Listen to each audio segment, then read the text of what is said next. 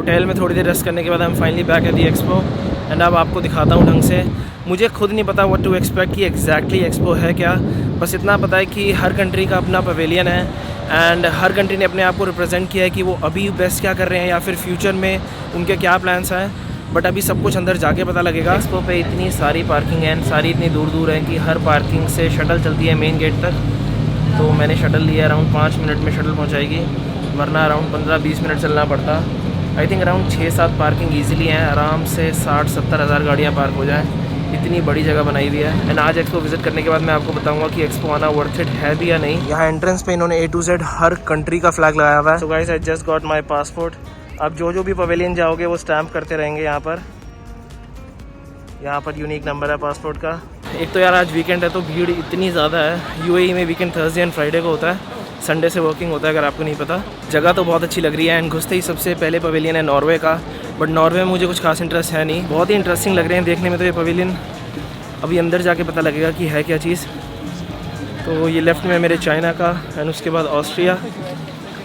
एक बार मैप में देखता हूँ कि इंडिया एंड कोरिया कहाँ पर है, क्योंकि ये तो मुझे सबसे पहले विज़िट करने हैं। 190 से ज़्यादा पवेलियन है तो मतलब सारे तो इम्पॉसिबल ही है विज़िट करना। यह कोलंबिया का पवेलियन, यहाँ पर फ्री सैंपल भी आप ट्राई कर सकते हैं चीज़ों के। कोलंबिया के आगे कॉफ़ी एंड ऑरेंजेस रखे हुए हैं। यह है बेलारूस। सब कंट्रीज़ ने अपनी बेस्ट चीज़ें पोर्ट्रे करी हुई हैं। ये बेलारूस है एंड आई थिंक उसके आगे चाइना का पवेलियन है, या बेलारूस के बिल्कुल सामने है चाइना एंड देन ऑस्ट्रिया। बहुत ही इंटरेस्टिंग लग रहे हैं यार ये पवेलियन देखने में। तो look at the Switzerland pavilion, इन्होंने ये इतना इंटरेस्टिंग बनाया हुआ है, काफ़ी ज़्यादा भीड़ है इसके आगे। एंड जिस पवेलियन आप जाते रहोगे वो इसमें स्टैम्प कर देंगे आपके एक्सपो पासपोर्ट में, जैसे आपकी इमिग्रेशन स्टैम्प लगती है। एंड इसी के अंदर पूरा मैप भी है। पूरे वर्ल्ड में जितनी भी कंट्रीज़ हैं हर एक कंट्री का पवेलियन है। ये है सऊदी अरेबिया का, ये भी मुझे जाना है, बट पहले ऑब्वियसली मैं ढूंढ रहा हूँ इंडिया। सबसे पहले इंडिया ही जाऊँगा, उसके बाद कुछ देखते हैं। अब जगह इतनी बढ़िया है कि ढूंढते ढूंढते ही शायद 15-20 मिनट ईजिली लग जाए। ये अच्छी चीज़ हुई कि मैंने यहाँ के टूरिज़म बोर्ड को ईमेल कर दिया था एंड उन्होंने मुझे मीडिया पास प्रोवाइड करा दिया ताकि मैं अपना प्रोफेशनल कैमरा अंदर लेके आ सकूँ, वरना फ़ोन से रात को वो बात नहीं आती। सारे जो मेन पवेलियन है सब पे इतनी लंबी लाइन है कि बिल्कुल भी मन नहीं है खड़ा होने का। तो आज तो मैं सिर्फ 1-2 ही विजिट करूँगा, but I will definitely come back to expo again with my family. तो उनको भी लेके आऊँगा, फिर आपको बाकी पवेलियंस दिखाऊँगा। इवन ऐसी ट्रेन्स भी चल रही हैं, तो मतलब पूरा एक अम्यूज़मेंट पार्क टाइप बनाया हुआ है इन्होंने। ये आप आराम से यहाँ 2-3 दिन स्पेंड कर सकते हो, मतलब डेली आके। इतनी सारी चीज़ें हैं। UAE का पवेलियन इन्होंने बिल्कुल ईगल शेप पे बनाया हुआ है एंड एक्सपो में 60 से ज़्यादा शो होते हैं डेली। यहाँ पर भी अभी किसी टाइप का शो हो रहा है। एंड ये है UAE का पवेलियन, बिल्कुल जो मेन सेंटर डोम है उसके साथ में। एंड बेस्ट टाइम एक्सपो आने का शाम को ही है, सनसेट के बाद, क्योंकि दिन में इतनी ज़्यादा धूप होती है आप बिल्कुल भी नहीं चल पाओगे।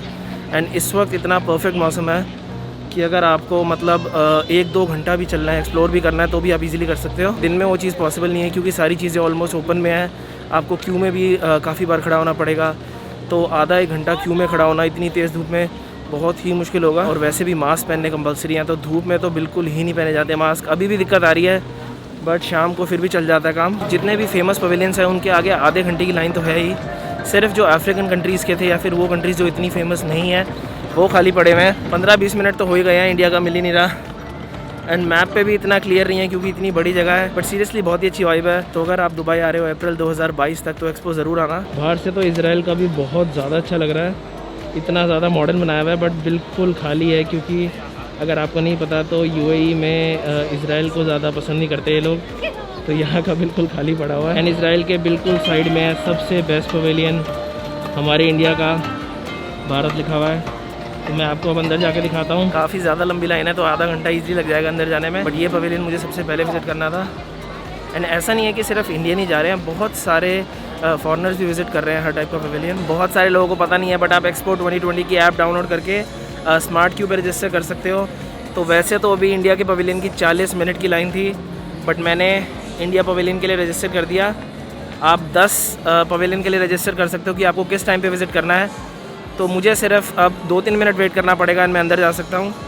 तो लोग वैसे ही फालतू में खड़े हैं। अगर आपको एक स्पेसिफिक टाइम पे कोई पवेलियन विज़िट करना है तो आप यहाँ पर बस स्मार्ट क्यू पे रजिस्टर कर सकते हो 2020 एक्सपो की ऐप पे। एंड स्मार्ट क्यू की बिल्कुल अलग लाइन है।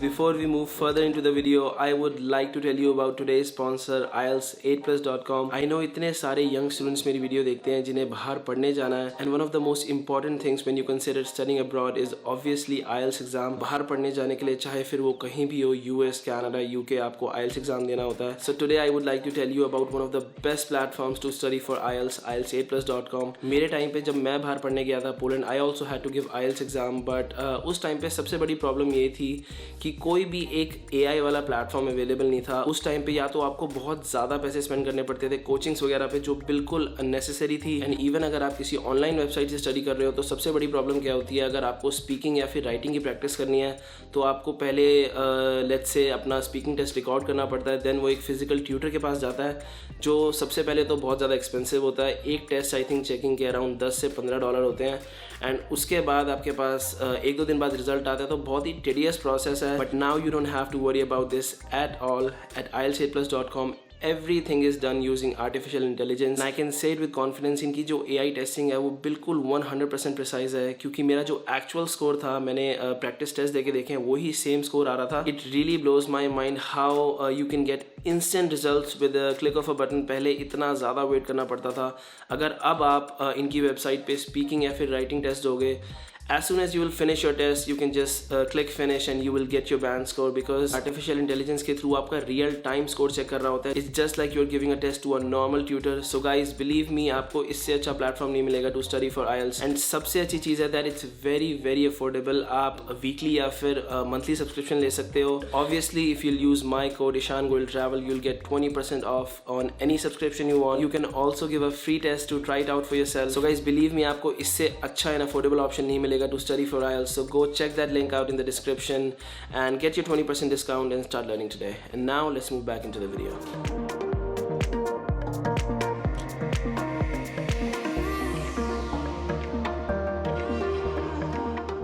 एंट्रेंस पे सारा साइंस एंड टेक्नोलॉजी के बारे में है.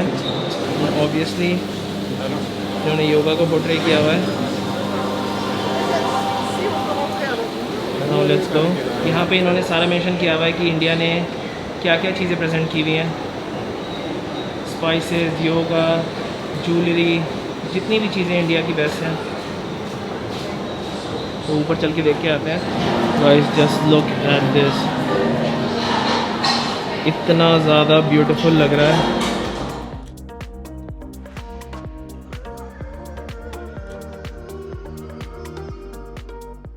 हर चीज़ इतनी ब्यूटीफुली पोर्ट्रे करी हुई है. सारा बॉलीवुड के बारे में, मतलब जितनी भी हमारी इंडिया की चीज़ें फेमस हैं सब कुछ वो आपको एक्सपो पे देखने के लिए मिल जाएंगी. जो सबसे फेमस मूवीज़ थी, जितनी भी सारी फेमस मूवीज़ हैं पुरानी.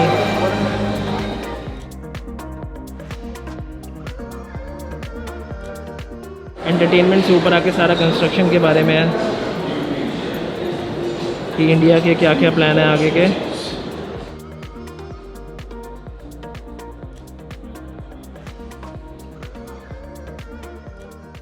सारे जितने भी फैक्ट्स हैं इन्होंने यहाँ पर बताए हुए हैं कि किस किस चीज़ में इंडिया टॉप पे है.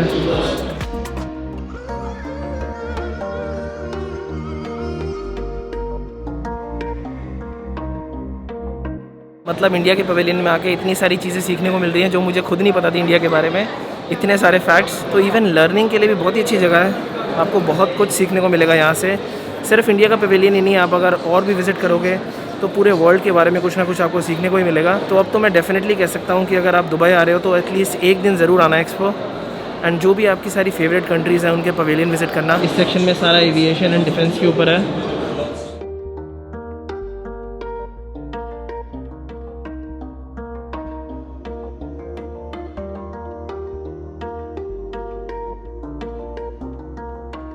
एंड अब मैं आऊँ अपना पासपोर्ट स्टैम्प करवाने. ये सबसे पहली स्टैम्प है. तो बहुत ही अच्छा एक्सपीरियंस था. एंड अभी तक की मैं सबसे लंबी लाइन देखी है जापान के पवेलियन के बाहर. तो दिस इज़ द US. सबसे बड़े पवेलियन में से एक है. बीच बीच में ऐसे रोबोट्स घूम रहे हैं. I have been doing very well.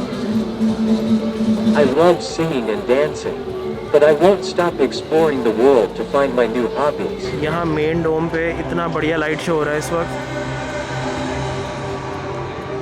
And अगर आपको चलना नहीं है तो आप यहाँ पर साइकिल एंड इलेक्ट्रिक स्कूटर भी रेंट कर सकते हो। मेरा काफ़ी मन है इलेक्ट्रिक साइकिल रेंट करने का, बट कैमरा रखने की जगह नहीं है एंड मैं चाहता नहीं कि कैमरा गिरे। But if you don't want to walk you can get these. तो गाइस मुझे लगा था जापान के आगे सबसे लंबी क्यू है, बट कोरिया के आगे 1.5 घंटे की वेटिंग है। एंड इवन स्मार्ट क्यू के लिए भी आज फुली बुकड है, तो मैं स्मार्ट क्यू से बुक करके भी नहीं जा सकता।